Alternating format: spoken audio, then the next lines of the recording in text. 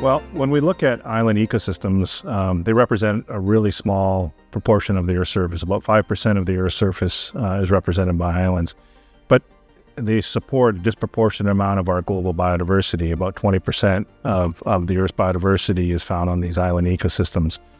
When we look at the historical extinction record, the most extinctions have occurred on island ecosystems, and of those, majority have been caused by invasive introduced species.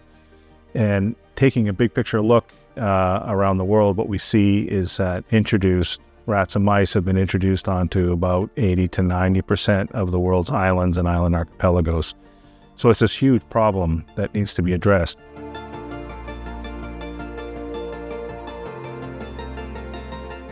Well, one of the issues that we're facing with these invasive rodent removals is scale.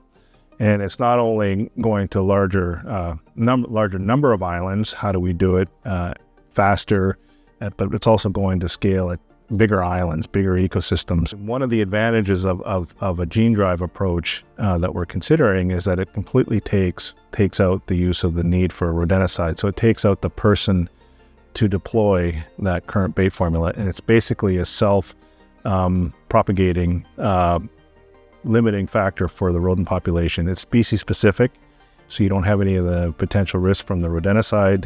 It's very narrow to the rodents themselves.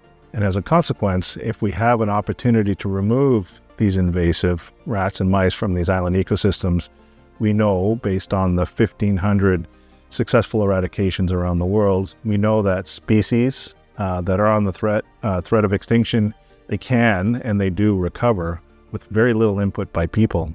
And it's just basically facilitating the natural ecosystem processes as a result of the removal of these invasives.